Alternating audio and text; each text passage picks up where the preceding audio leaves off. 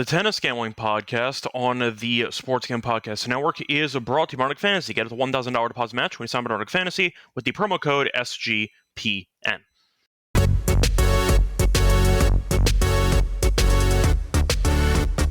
And welcome, everybody, to the Tennis Gambling Podcast here on the Sports Gambling Podcast Network. It is currently Wednesday, June 25th, around 10 p.m. Eastern Time. I'm Rose Sky Reichel, once again going solo for this pod. Time to get into the actual preview of the quarterfinal matches here in Eastbourne and in Mallorca. For that, though, brief recap of what happened last episode. Picked up a pretty rough pair of losses there. Really not close for the lock and the dog. We were on a solid heater that came to an end as we ended up losing both the plays. For the lock, we had Moutet to win in straight sets. That did not work out as Martinez. Ramley was great to start the match and then got injured, and Moutet buried him in the last two sets. So unfortunately, Martinez came out firing. Moutet was awful for the first set and a half and then got the job done anyway, but not in straight sets. For the dog, not even close. We had Bosvaretti money line against Medjedovic. I thought Medjedovic might struggle with consistency, unforced error issues, but either way, he was very good. Bosvaretti, not so much, and you ended up seeing get destroyed. So either way, not a good collection of plays from us, but I'll try to bounce back here with a much better episode here for the Thursday matches. Now, before we get into I'd say, bigger recap of the Wednesday matches, a reminder that you can help support the show by liking and subscribing on YouTube, by leaving a rating and a review on Spotify or Apple, and also by, once again, checking out the podcast, no matter how you actually consume it, either on audio formats only, Spotify or Apple, or YouTube live stream. Don't forget to leave a like and subscribe, or don't forget to leave a rating and a review. Help the show grow. I believe that we're now at 1,040 subscribers on YouTube, so we're gonna try to once again bump that number up. Hopefully, you can help us with that. Plus, a reminder: check out the merch store on the SGPN website. We have a lot of great shirts, sweatshirts, and mugs for the tennis show. Very cheap, very affordable. Recommend getting yourself something there. And a reminder as well, we have a new contest going on for NASCAR because the NASCAR's Instant Tournament is happening, and we're running a free contest. Head over to sportsgambling.com/NASCAR contest. Get in on the action for a chance to win a $200 gift card, and make sure to subscribe to the NASCAR Gambling Podcast. Anyway, moving on to the actual recap of what happened on Wednesday. Could go into a bigger recap for previous days, but to be honest, we had a lot of action on Wednesday. I'll just stick to the matches that we have there. So, starting off with the matches in Eastbourne, not too much drama early, as Humbert beat Sonego in straight sets. Brooksby beat Borges. We were right about Bublik dropping out, waited till the last minute, but we knew that Bublik would not participate, and Brooksby took his place and is now in the quarterfinals. You saw Mensik ended up beating Opelka in straight sets. Harris ended up having a solid run as well, as he ended up beating Nori, and then he ended up beating Bellucci, and now he's in the, once again, quarterfinals as a lucky loser. So congrats to him there. Fekina lost the first set to Duckworth, got the job done, though, in three. Giron killed Fernley. I know a bunch of people on social media were on Fernley. That match was a bloodbath for a lot of people. But either way, Giron killed him. 6-3, 6-1. And Tommy Paul, classic Tommy Paul. You finally believe in him and he lets you down. Really just a pathetic third set by Paul. He was awful to start the match. It makes sense. He had not played since the French Open. You figure it would take some time to transition. Evans, pretty good grass player, home crowd behind him, won the first set. Paul wins the second set. You figure, okay, Paul's going to figure it out, and then he fell apart. To make it even worse, he was down a break, ended up getting the break back, and then got broken again, and he lost. So, classic Tommy Paul. You can never trust him, ever. Kind of the case of all of American tennis at this point, but either way, Paul, what a pain in the ass. Paul just completely no-showed that third set. It was rough. He had chances. He gained momentum again, and then he fell apart. So either way, Tommy Paul doing Tommy Paul things. Not fun there in Eastbourne. For Mallorca, though, I saw Moutet beat Altmaier in two tiebreaks. A couple of underarm serves there. Think 6 in the match. But either way, he got the job done. Fun match. Mickelson beat Holt in straight sets. Tien upset Shelton in straight sets. And you saw Agut beat Tomic. Look, Tomic won a match. Congratulations. I'm happy for him. But I think we all knew that it was going to be a pretty short-lived Cinderella run. And Agut keeps the good form rolling from last week in London. But going through some immediate takeaways, American tennis, not looking too good right now. Now, Fritz was playing against Fonseca. They were tied a set apiece, and they ended up suspending the matchup due to darkness. So they were going to resume the match tomorrow. So we are going to be a bit shorthanded for the quarterfinal matches because we're going to be missing a matchup. But still, point is, Fritz is in the third set with Fonseca. who has no grass resume at all. Shelton loses in straight sets to Tien. I like Tien as a player, but at the same point, you're Shelton, you're a top 10 guy in the world now. You can't lose back-to-back matches in straight sets to Rinderknech and to Tien. That can't happen. Shelton needs to go to the drawing board on his serve on grass, because there's no way a guy who should be that good at serving should be this bad at holding on grass. So Shelton was a mess. Paul has an alibi. He had not played since the French Open. He was transitioning. He was a former finalist in the event, though, and Evans is a guy who I think Paul should beat on a normal, I'd say, day. But either way, when you have two top 15 guys, fringe top 10 guys, and they're losing in their last tune-up match before Wimbledon, not a great look, I'll put it that way. American tennis not really in great form right now. I know that we have not won a Grand Slam since Roddick back in 2003. Yeah, none of these guys are going to do it. So if you're looking forward to seeing when the next American's going to be, it's going to be somebody down the road, because it's not going to be any of these guys. I'll tell you that much. But anyway, a point is the Americans did not do a very good job on Wednesday. We'll see how Fritz does in the continued match in the third set there against Fonseca. Other than that, though, I'd say the outrights were pretty up and down for us. Mostly, I'd say average, if I had to go through it. For the first quarter, for example, we had Fritz at minus 110, who is still playing. We don't know the answer to that. Caboli lost immediately at 8-1, so that was a loss, but Fritz is technically still alive. We'll see how that goes. For the second quarter, we had Mensik at plus 150. He's still alive as he takes on Fekina, and we had Vukic, who lost. So we do have outs in the first quarter and the second quarter. Third quarter, same thing. We have Humbert at plus 175, and he's in the quarters as well. Big favorite against Harris, so it should be looking pretty, I'd say, decent to cash that. And Nori ended up losing at 3-1. Fourth quarter, though, swing and a miss. We had Paul at plus 140, and we took a flyer on Comasagna at 22-1, knowing Bublik would end up withdrawing. Went for the gamble there, and we were right about that, but unfortunately, you saw Brooksby beat Comasagna instead. So, once again, a pretty okay quarter section. For the outrights, not great for the event, to be honest. We had Paul, who lost immediately. We had Nori, who lost immediately, but we do have Mensik at 9-1, so I'll see what happens moving forward. For Mallorca, overall, I'd say a decent performance for the quarters here. I'd say it was a lot better in Mallorca than it was for Eastbourne. First quarter, Shelton swing and a miss at plus 120, but we have Moutet at 3-1, so we do have some life entering the once again, quarterfinals as he takes on Tien, so we'll keep an eye out on that. For the second quarter, we have Mickelson at plus 162 and Agut at 4-1, so we have an auto winner in the second quarter. Third quarter, we are alive as well. We have Griekspoor at plus 137, so that is definitely still live. And for the fourth quarter, we have Felix at plus 110, and we have Safulin, who lost to 5-1, but we still can sweep the quarters for the Mallorca tournament, so once again, could be a pretty solid day for us if the guys end up winning their quarters. Now, for the outrights, overall, okay, 2 out of 3 are still alive. Felix at plus 430 is still alive, and we also have Griekspoor at 9-1. Did lose Shelton at 470. In hindsight, bad read. Shelton on grass, I should not be betting. That's a waste of money. But either way, point is, still have some life in both events. We'll see how the futures end up looking at the end of the matches on Thursday, but we'll go from there. Besides that, is there any real news worth talking about for tennis? I don't really think there is. I'm trying to think if there's anything worth talking about. And the Tennis Channel did reach a 6-year rights deal, so we're going to be seeing a decent amount of WTA matches on Tennis Channel, which, look, I'm trying to think of how to say this without sounding extremely misogynistic. I really wish they showed more men's matches than women's matches on the Tennis Channel. And it feels like they're constantly showing women's matches when there are better men's matches available. Like, no offense to Raducanu and some of the other, I'd say, high-profile women's players out there, but they really choose some really bad matches to show. And I feel like, for example, you had Alcaraz in a war against Munar. Tennis Channel chose to show Goff instead on grass. She got her ass kicked by Wang last week. Like, it's really just not broken down as, I'd say, precisely as I'd like. I'll go from that, but at the same point, I think Tennis Channel, I have nothing against women's tennis. I just drastically prefer men's tennis over it.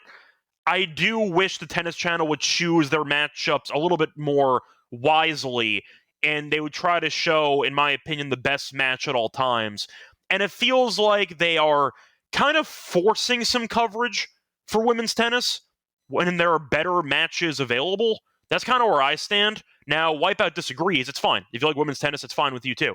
I just think that I'd rather watch Alcaraz and company, and it does feel like Tennis Channel will go out of their way to show the American tennis players like Keys and Goff.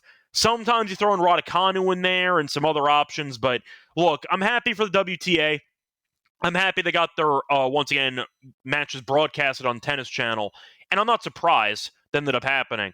But I do think, based on personal bias, I wish there were more men's matches shown compared to women's matches on Tennis Channel. That's kind of where I'm at. But if you do enjoy women's tennis, that's fine. I just feel like men's tennis is better, and I think it's more entertaining. Besides that, though, looking at some other stuff here, nothing too shocking. Raducanu was favored in a tournament, which made me laugh hysterically, and she lost immediately in the second round. I thought that was pretty funny. Raducanu, one title in her career of the U.S. Open. Fernandez also lost to Paolini early in the event. Really funny and insane when you look back on it, how much of an unlikely final it was in the U.S. Open between Raducanu and Fernandez. Damn what happened to both players. At least Fernandez was ranked at a point. Raducanu's been a mess. Like, I don't know what's happening here. Yeah, Rex is mentioning a joint. I like joint. I actually watched her in the matchup against Jabeur in the first round. She looked good, and she won in straight sets. I thought she'd beat Raducanu. But the fact is, Raducanu was favored entering a tournament, which is insane. She's overpriced. Osaka's overpriced. There are a lot of players who coast on reputation who have done nothing for the last 2-3 years. And they are constantly too short in the outright markets. So now at least Osaka made a final. She got injured and she retired, but at least she made a deep run. Raducanu's done nothing before and after the U.S. Open. So her being favored in an event was ridiculous. And I thought her losing in the second round was pretty funny, just based on where the odds were located. That's my brief thoughts on the WTA. I know Ostapenko ended up losing. She retired with an ankle injury. I thought that it was a pretty interesting match. She won the first set 6-0 and then kind of got destroyed. But her ankle was bothering her. You have Wimbledon on deck. Not really surprised she ended up quitting. But either way, a pretty interesting pair of events in the women's side. But I wanted to mention the Tennis Channel agreement as well as the mispricing on Raducanu and Osaka. Even Jabeur's up there. Jabeur's been really bad for the last couple years too, even on grass, and they're just extremely mispriced. So if you are betting on any of those people, shop your lines or at least give yourself a cutoff point. None of them should be, I'd say, below 10-1 in a given tournament. I don't care who's in the damn field. They have not been any good. So keep that in mind for those three, but wanted to mention it for the actual WTA events. Anyway, time to move on into the breakdown of the quarterfinal matches taking place in Eastbourne and Mallorca. For that, the reminder, they're brought to you by our sponsor, which is MyBookie, because they're available a ton of locations. Use, once again, MyBookie for a bunch of sports, MLB, WNBA, tennis, golf, of course, football futures. Also, use crypto for letting fast payouts. Easy deposit when you sign up, though. For your new account, use the code SGPN to get a $1 does match up to $1K. Terms and conditions MyBookie.ag, promo code SGPN. We're also brought to you by Circa, because they are still hosting their Ultimate Fansable contest for a 12-person league in Vegas to draft and be charged VIPs for their stay. Get a limo ride from the airport, $5K tab for stadium, swim, and a hotel stay for you and your 11 league mates. Always get 15% off everything at Circa Properties with code SGP15. Last chance, though, to enter the contest. Go to sportsgamble.com Circa to enter the free contest.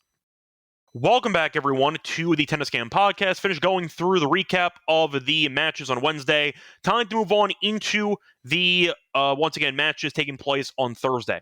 Starting off with Mallorca. So for the matches, you have Diallo against Griekspoor, rematch of the French Open, actually. In this one, you have Diallo, minus 116. You have Griekspoor at minus 104. For the over-under, I see 24.5. For the actual spread, once again, it's half a game, so it's going to be close. The over 2.5 sets, though, is plus 130. Now, we have Griekspoor already. Took him to win the quarter, so we already priced in at a plus money. In hindsight, I wish we got a better, I'd say, number, because I was hoping that Griekspoor would be a favorite over Diallo, but still. Either way, though, basically a pick 'em. Should be a fun matchup. Diallo's been very good. We saw him win a title First ever title on grass a couple weeks ago, then ended up losing in grass the following week, but he responded and he looked very good so far in the event, as he was able to get the job done pretty comfortably against Munar, and his match against Jagir was kind of weird, as he won in 3. Point is, though, he's been solid. And I can understand why he's favored in this matchup, because Griekspoor's only played 1 grass match all season. He looked good, though, against Quinn. We know Griekspoor can serve and volley, does look to shorten points. I expect to see a pretty similar script to the French Open. Chaos, long sets, and maybe, once again, a solid over in this one. You might get 2 breakers here. I don't see many breaks happening. I think both guys can serve bombs. Both guys not great at returning. And I do think Griekspoor, with his net skills and with Diallo's powerful serving and net skills, I can see a ton of volleying with these 2 players. And I think with that being the case, I'm expecting a ton of short rallies, but expect both guys to come forward pretty frequently for this matchup. And as a result, I do like the over in this one. It might be a nice throwback to like Sampras grass, where you just see a bunch of guys coming to the net. I see that happening a lot in this matchup, but I do see the over being a pretty solid angle here. I think the pricing sounds about right. It could be minus 110 apiece. I wouldn't argue with you. I think it's a coin flip either way, but I do think it's going to be a very tight matchup that can go 3 sets. I like the over. I think there's a couple ways to get there, but I do think it ends up going 3 sets with a pretty long collection of competitive sets. So give me the over in that one. I'll ignore the side. We have an outright on the side anyway. I'll go with the over instead for that one. Moving on to the next matchup, we have Felix against Medjedovic. Felix looked fine against Rinderknech.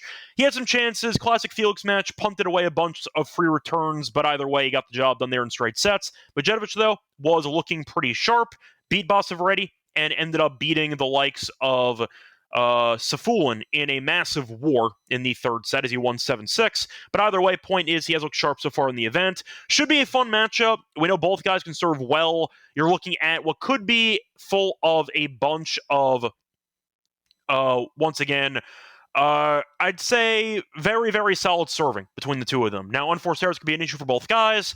I see a pretty similar story for this matchup, not to the same degree as the Griekspoor and Diallo match, because I do think that Felix is definitely the better player by a decent margin compared to Medjedovic. But I see it being close. I think there'll be a breaker in there. I think it will be close. Don't mind potentially going for the over in this one. For the lines, though, minus 220 for Felix. You have plus 180 for Medjedovic. The over-under is at 23.5. For the spread, you have 2.5 for Felix. You have plus 2.5 for Medjedovic. For the team total for Felix, it's about 13. Medjedovic is at 12. I think Felix probably goes over the team total. I think that Felix's return game can be streaky. Medjedovic is a solid server as well.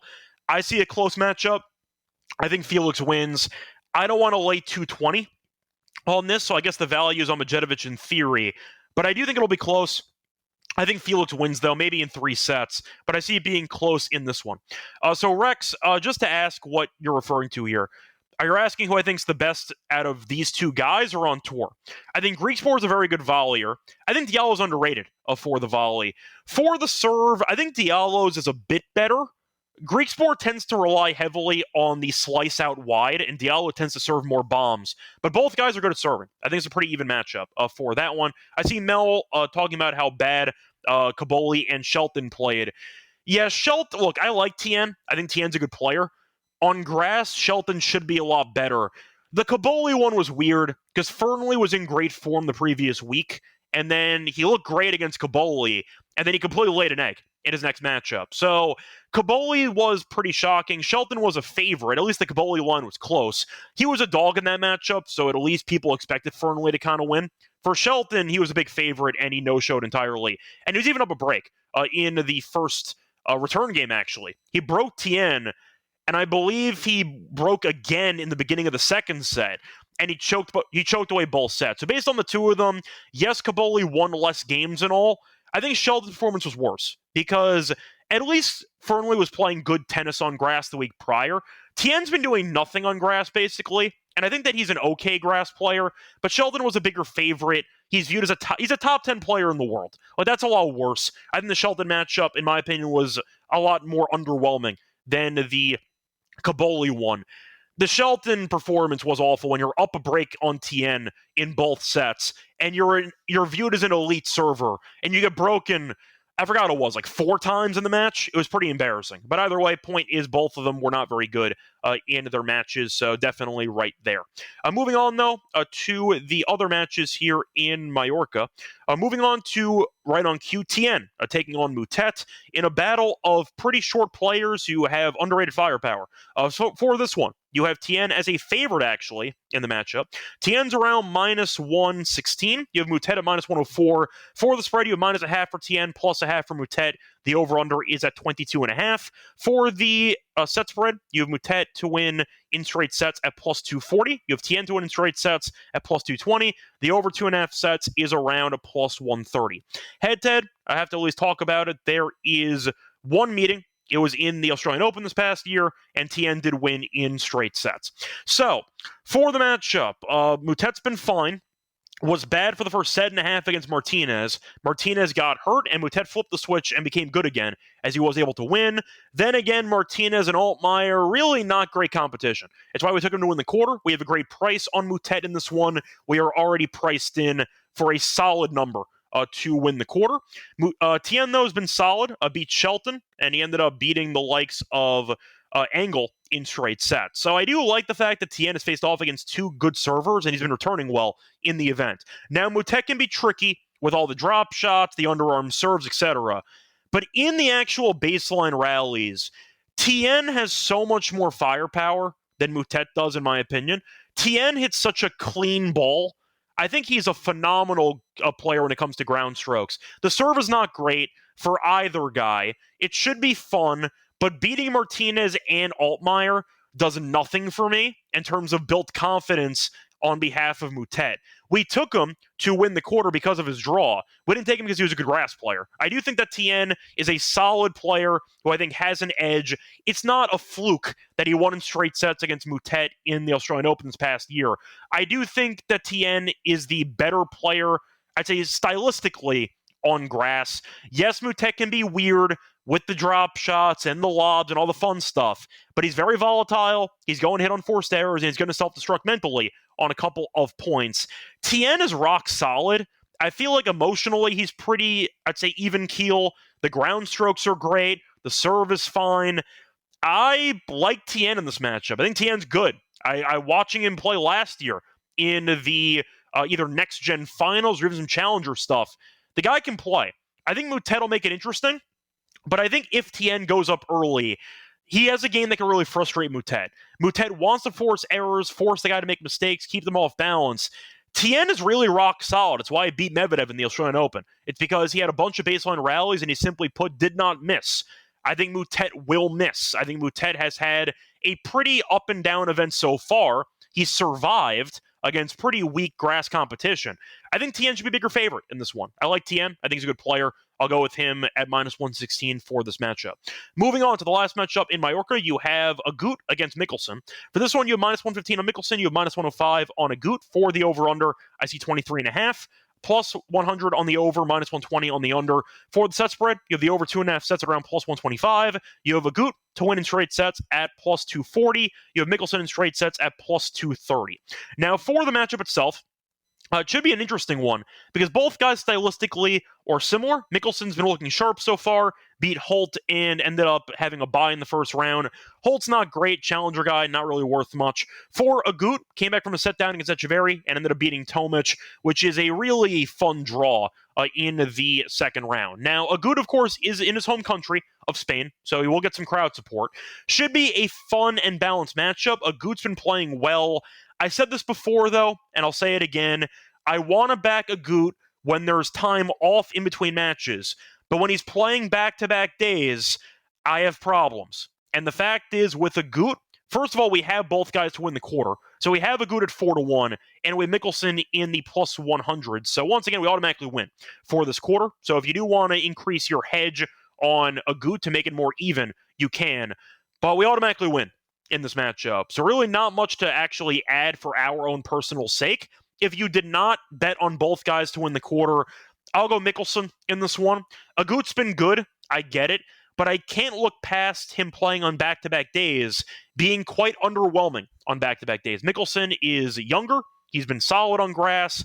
I don't think he's a great player to win a title, but I think he's good enough to make it to a semi in Mallorca. Should be fun, should be close, don't mind the over potentially, but I do think with the overall numbers, looking at the actual game log or match logs of Agut, he's really bad on back-to-back days at his age. Give me Mickelson in this one. Think it's a pretty good price. I'll go with him for this matchup. Moving on to the matches in Eastbourne. So for this one, starting off with the first matchup, you have Humbert against Harris. We already have Humbert at plus 175 to win the quarter. He's minus 400. Now you have Harris at plus 316. For the spread, minus 3.5 for Humbert, plus 3.5 for Harris. The over-unders are 22.5. The set spread, you have Humbert minus 1.5 sets at minus 125. Harris to win a set is minus 105. For the over 2.5 sets, I see plus 160. Now for the head-to-head, never faced off before. I will point out that Harris was a lucky loser in the draw, losing to Lofhagen in straight sets, beat Norrie and beat Bellucci.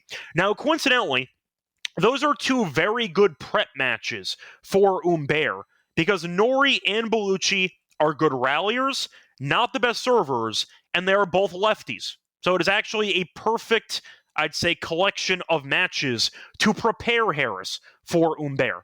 Having said that, Humbert is clearly better than Bellucci, and clearly better than Norrie. But I will point out that it is, if you want to use a Pokemon term, the evolved form, I'll put it that way.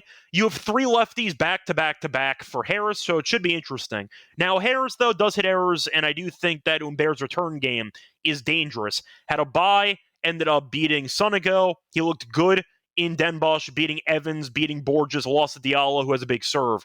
I think Harris' serve can be pretty big, but if the wind, I got to actually check the wind in Eastbourne, which has been a pretty important, I'd say, storyline for the sake of this event so far. So checking out the wind quickly. If it's very windy, I think Humbert kills him. If it's not windy, I think that Harris might have a slight shot. So looking at the actual wind for the card here, yeah, 18 mile per hour winds. I think Harris is in trouble for this one. I think Humbert's going to win comfortably. I like him in straight sets. I think that Harris is in good form. I do think you're looking at what should be a pretty fun matchup, potentially, but Humbert's better, and with the wind concerns, I have serious questions if Harris can win if his first serve percentage is not in the, I'll say, mid-60s higher. I think that's a pretty solid cutoff there. I'll go with Humbert. I think his game is better suited for windy conditions. Give me Humbert in straight sets. For this one, I see a question from Andrew if Fonseca will close it out. I'm going to say no. I think that Fritz dropped the set, but he got the reset that he needed. I think that Fonseca wanted to keep playing based on him having the momentum and Fritz being a head case. But you allow Fritz a chance to reset himself. I think Fritz wins. He's the better grass player based on resume, based on him winning this event 3 times already. I think Fritz wins. I think it'll be close. Give me Fritz 6-4 for the set for the third set. I actually want to see who serves first for the third set. That might play a factor. But I do think that Fritz will win a close set. I think he gets it done.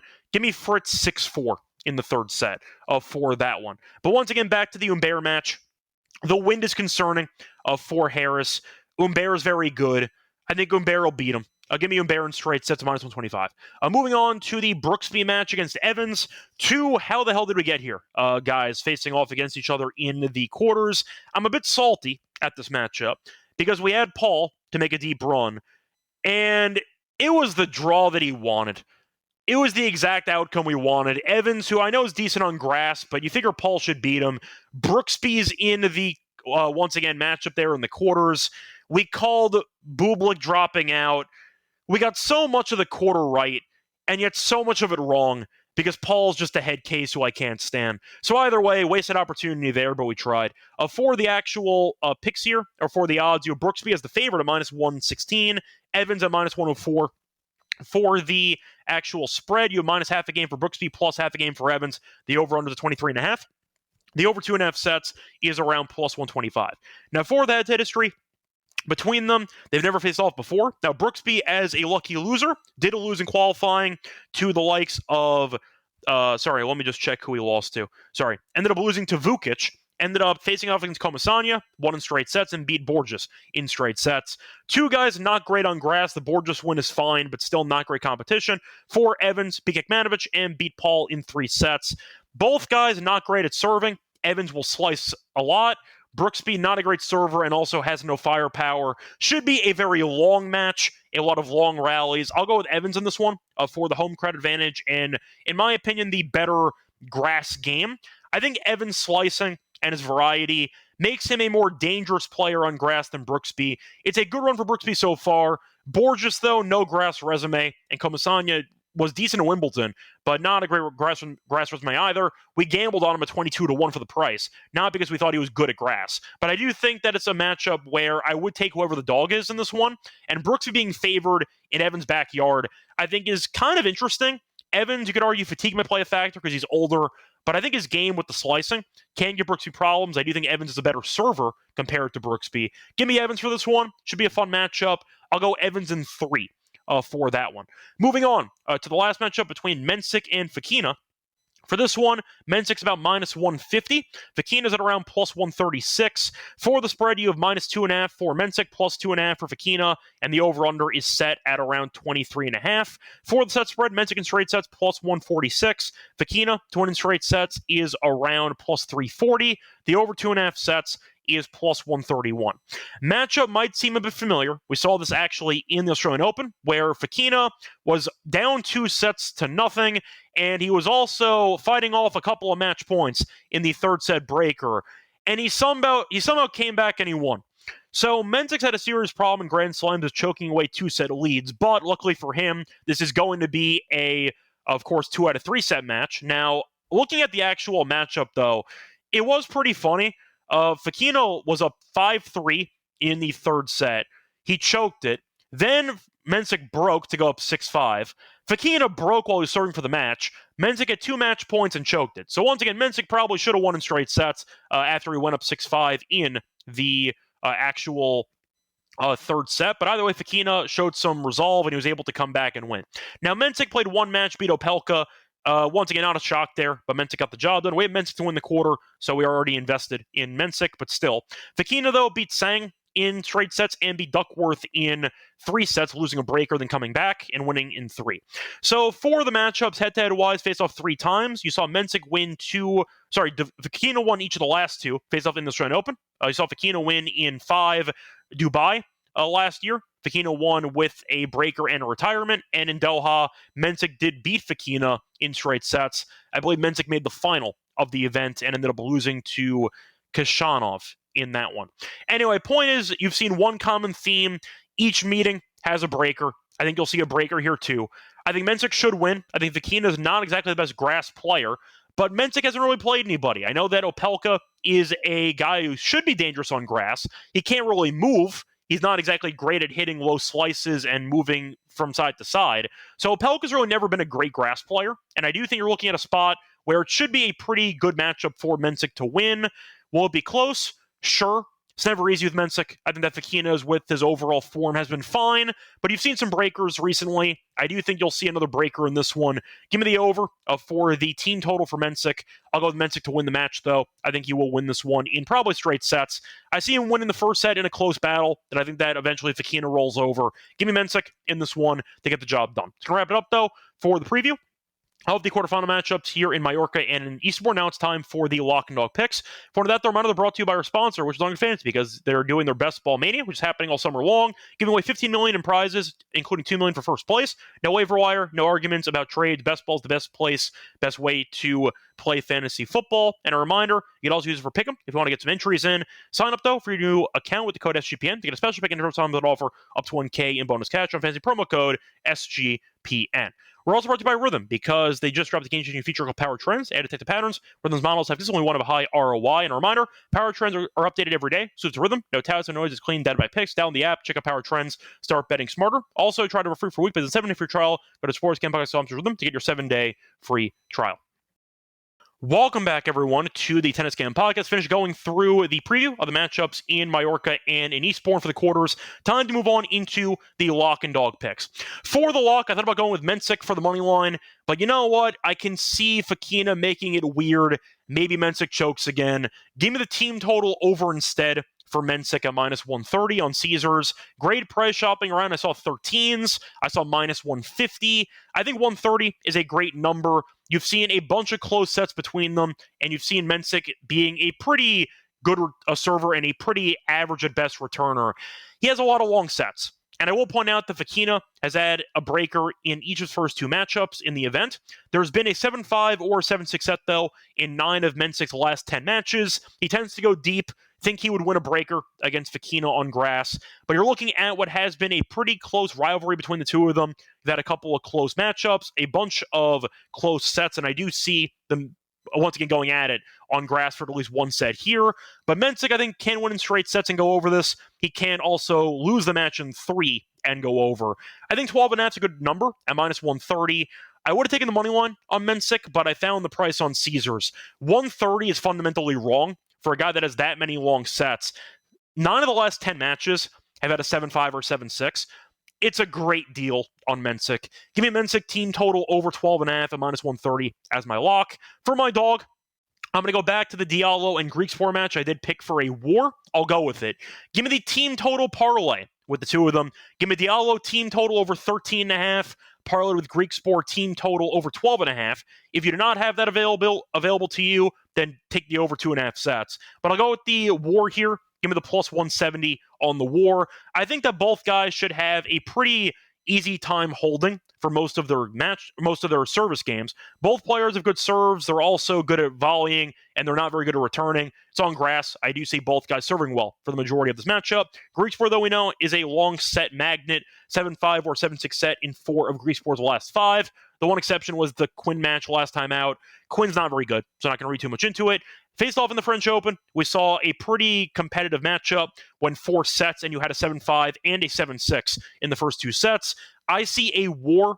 There's a reason why the total default-wise at 24.5. They're picking what should be a breaker, maybe 3 sets as well. I think it's going to be a war, so once again, give me the better price on what should be a very close battle. If it goes 3, both guys should go over the team total. I'll take the over 2.5 sets at a better price by taking the same game parlay instead. So once again, give me Diallo team total over and Greek Sport over for the team total as a same game parlay as my dog. So once again, the plays here for the quarterfinals, the lock's going to be on Mensik, team total over 12.5 against Fokina at minus 130. For the dog, give me Diallo team total over 13.5, parlayed with Greek Sport team total over 12.5 at plus 170. That's also on Caesars. I'll be back once again tomorrow to get into the semis in Eastbourne and Mallorca. And a reminder, if I'm on Twitter, Reichel Radio, good luck to all of you and all of your bats. Bye, everyone.